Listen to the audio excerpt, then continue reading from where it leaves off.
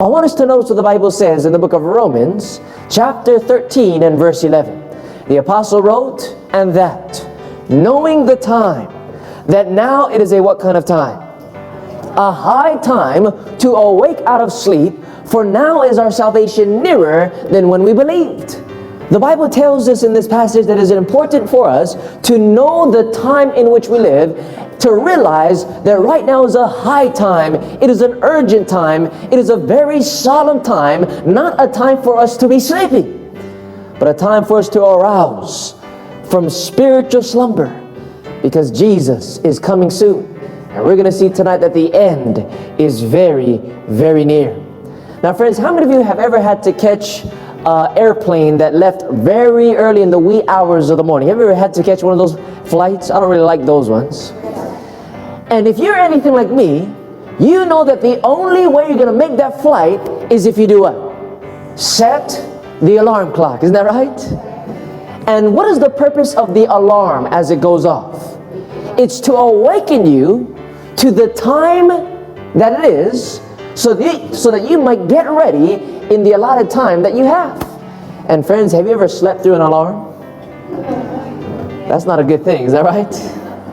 Have you ever hit that snooze button over and over and over again, thinking to yourself, I just want to sleep just a little bit longer. Oh, it's so comfortable. It's so nice and warm in my blanket. And you don't want to move. It's so nice and comfortable. Friends, God has given to us in His Word some alarms so that we can wake up from spiritual slumber, because we have a flight to catch, friends. A flight from earth to heaven. And the only way we're going to be ready for this flight is if we are aroused and awakened to the urgent and solemn time in which we're living in today. And so God, in His infinite mercy and love, has given to us signs of alarm to arouse us from spiritual slumber. But friends, unfortunately, many people are sleeping through the signs. Or worse, there are actually some individuals who wake up momentarily, they recognize the sign of the last day, and then they hit the spiritual snooze button, and they say, yes, I see that this is taking place, but let me just sleep just a little bit longer. And friends, to sleep spiritually during the signs of alarm that Jesus has given us is fatal, friends. And so I want us to notice what the Bible says in the book of Matthew chapter 24 and verse 33.